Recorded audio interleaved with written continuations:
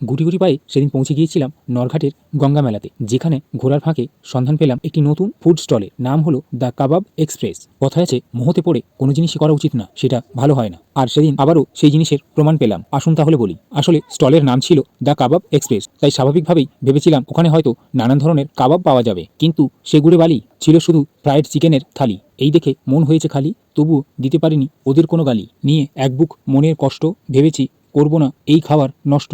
একই খাবার বারবার খেয়ে জীবন হচ্ছে অতিষ্ঠ।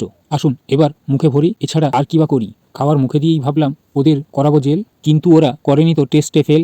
আপনি এই নরঘাটের গঙ্গা মেলার উৎসব প্রাঙ্গণে কোন কোন খাবার সংগ্রহ করে খেয়েছেন তা অবশ্যই কমেন্টে জানাতে পারেন, এবং 2026-এর মেলা পর্ব আপনাদের কেমন লাগলো তা অবশ্যই কমেন্টে জানাতে পারেন। অনেক হলো ফ্রাইড চিকেন, এবার আসুন অন্য কিছু খাওয়া যাক। কিন্তু আর কি খাই, সবই তো একই ধরনের ফ্রাইড চিকেন আইটেম। ওমা সে কি, এই তো পাশেই দেখছি চিকেন মোমো আছে, তাহলে এবার ট্রাই করে দেখা যাক। ট্রাই করে অবশ্যই স্বাদ জানাবো। তবে পরবর্তী ভিডিও দেখার জন্য চ্যানেলটি চটজলদি সাবস্ক্রাইব করুন। তবে হ্যাঁ, মেলাতে মোমো খেতে কেমন লাগে তা চাইলে অবশ্যই কমেন্টে জানাতে পারেন, এবং আপনার প্রিয় মোমো স্টল কোনটি তা অবশ্যই কমেন্টে জানিয়ে ফেলুন। মোমো ছাড়া মেলাতে আর কি কি খেতে ভালো লাগে তা চাইলে অবশ্যই জানাতে পারেন। মোমোটা ছিল কেমন একটা খেতে, তাই আবার খাওয়ার জন্য প্লেটটা দিইনি পেতে। সুপে নুন দিয়েছিল, কমিয়ে দিয়েছি কথা শেষে শুনিয়ে।